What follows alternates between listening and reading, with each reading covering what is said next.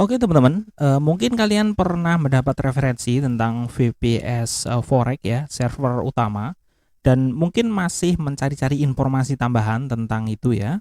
Jadi saya akan berbagi pandangan tentang VPS Forex di server utama, 4 kelebihan dan kekurangannya. Apa saja poinnya? Mari kita bahas di video ini.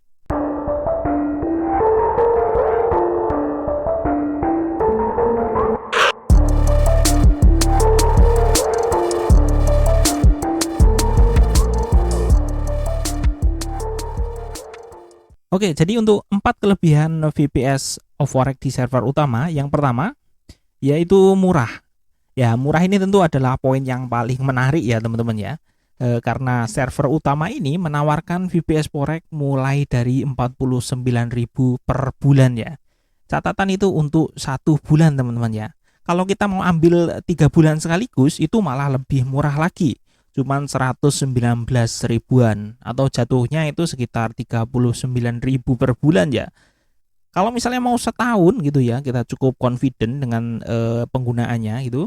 Setahun itu malah lebih-lebih murah lagi teman-teman ya. Jadi cuman 390 ribuan atau sekitar 32.500 per bulan teman-teman. Jadi murah adalah poin yang paling menarik teman-teman.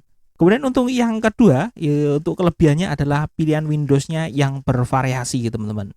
Dengan harga yang 49.000 itu, di tempat lain mungkin untuk opsi Windows-nya cukup terbatas teman-teman ya. Mungkin bisa pakai Windows 7 aja. Tapi kalau di server utama itu kita dikasih keleluasaan ya untuk pilihan versi Windows.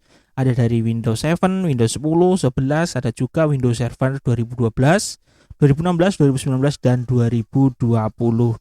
Tinggal pilih aja teman-teman mana yang paling cocok buat kebutuhan kalian. Kemudian untuk kelebihan yang ketiga itu adalah lokasi servernya juga banyak teman-teman. Kalau kita lihat di sini ya teman-teman, kita lihat lokasinya untuk yang 49.000 ini lokasinya di UK teman-teman. Dan ini nggak bisa diganti teman-teman ya. Tapi kalau kalian perlu di lokasi yang lain, ya tinggal cari saja teman-teman di bagian menu dan pilih lokasi mana yang dibutuhkan. Di sini ada beberapa pilihan lokasi yang mungkin lebih dekat ke server broker kalian. Kemudian untuk kelebihan yang keempat adalah interface website. Menurut saya ini responsif dan mudah dipahami ya teman-teman. Bahkan cukup familiar ya teman-teman modelnya. Saya bahkan sempat kepikiran ya, jangan-jangan ini server utama itu pemiliknya sama kayak beberapa website Forex VPS, ini jangan-jangan satu orang ya teman-teman, karena interface-nya itu mirip-mirip teman-teman ya. Tapi walaupun memang yang punya itu satu orang ya nggak masalah juga ya, karena yang penting kan produknya teman-teman ya, bukan siapa yang punya. Kelebihan yang kelima ya ini bonus teman-teman. Jadi kelebihan yang kelima adalah sistem pembayaran yang mudah ya. Menurut saya ini sudah bukan rahasia lagi dan memang hampir semua punya untuk kelebihan ini ya. Pilihan pembayarannya ada banyak ya teman-teman, tinggal dipilih saja. Ini mulai dari Kris ya, gimana itu, Kris atau QRIS gitulah ya. Ada dompet digital, ada juga bisa lewat virtual akun, dan bisa juga lewat Alfamart atau Indomaret juga ya.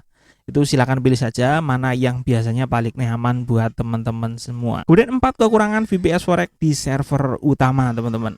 Oke, yang pertama itu adalah tidak ada opsi konfigurasi di awal teman-teman ya. Konfigurasi yang saya maksud di sini misalnya kayak custom nama untuk VPS-nya atau custom password-nya langsung di awal gitu ya. Sebenarnya ini nggak terlalu masalah kalau misalnya kita menggunakan cuman sedikit VPS ya, 1 atau 2 gitu ya, bukan masalah ya. Tapi gimana kalau kita pakainya banyak VPS ya teman-teman? Tentu ini lumayan rada-rada merepotkan ya kalau kita harus cari namanya itu yang mana ya. Kita kan mungkin banyak yang harus diingat. Ini bisa malah lupa dan kita harus cari-cari lagi ya. Kemudian untuk yang kedua adalah info login ke VPS, itu menurut saya kurang praktis teman-teman. Jadi saat kalian itu selesai melakukan pembelian VPS ya, kalian akan mendapatkan email tutorial berisi gimana cara login ke VPS-nya ya teman-teman. Kurang lebih untuk tutorialnya itu seperti ini ya teman-teman. Dan bukan itu saja teman-teman ya, uniknya adalah setelah kita mendapatkan info login via email ya, passwordnya itu ternyata tidak bisa kita pakai ya teman-teman ya. Ini berdasarkan pengalaman saya 2 kali pesan VPS di sini ya. Jadi password yang dikasih itu nggak tahu kenapa ya, itu mungkin sebenarnya sudah diganti tapi mungkin sistem defaultnya itu yang mengirim email ke kita seperti itu ya. Mungkin ya, saya nggak tahu tuh. Karena saya coba berkali-kali itu nggak bisa login.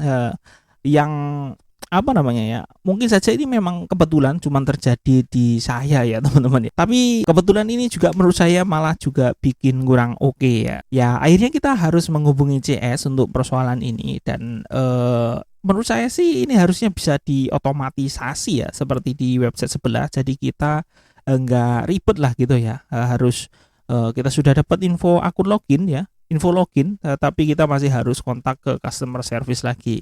Ini agak sedikit merepotkan ya teman-teman. Kemudian untuk kekurangan yang ketiga itu tidak ada fitur chat langsung di website ya. Sebenarnya ada fitur kirim tiket untuk menghubungi customer service ya, dan juga fitur chat WhatsApp ya. Dan menurut pengalaman saya sih ya, ini untuk supportnya via tiket itu juga bagus ya, responnya cepat juga. Tapi kalau untuk kontak WA memang belum pernah saya coba ya teman-teman ya. Saya bilang ini kekurangan ya karena kalau model kirim tiket itu kan komunikasinya nggak real time ya nggak langsung gitu, kita bisa tungguin, oh iya dia lagi online, udah dibaca belum gitu kan, kita bisa tahu ya. Kalau misalnya ada chat di web gitu. Dan kalau model yang kirim WA ini kita jadinya harus pindah ke aplikasi ya. Kemudian untuk beberapa orang itu mungkin agak privat ya untuk urusan nomor handphonenya. Jadi menurut saya ini bisa dibilang nilai minus lah teman-teman ya. Oke, kemudian untuk yang keempat itu adalah harga untuk lokasi server selain UK. Ini kurang lebih sebenarnya sama teman-teman ya.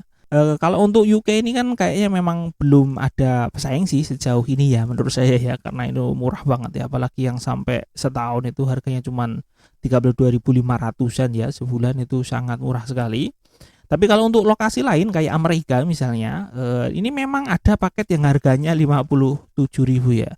Tapi stoknya kosong teman-teman ya. Ini nggak tahu setiap saya ngecek kosong atau memang sering kosong atau memang sengaja kosong, ya kurang jelas juga ya teman-teman ya. Ya pokoknya kebetulan pas saya ngecek itu kosong terus gitu ya teman-teman. Jadinya kita ya mau nggak mau pilih yang 81.000 ini ya teman-teman ya.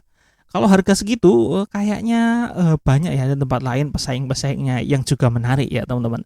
Tapi balik lagi, semua itu tentu ada kekurangan dan kelebihannya ya, bisa dibandingkan langsung. Dan kembali kalau untuk pilihan itu sesuai selera masing-masing teman-teman ya. Oh ya, saya ngomong gini, saya juga masih ada VPS yang aktif di server utama teman-teman ya. Dan semuanya kalau sudah jalan itu ya semua baik-baik saja ya. Kekurangannya itu nggak bisa dibilang kekurangan juga.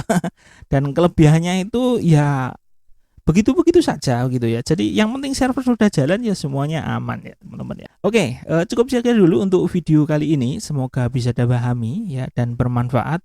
Dan sampai ketemu lagi di video saya berikutnya.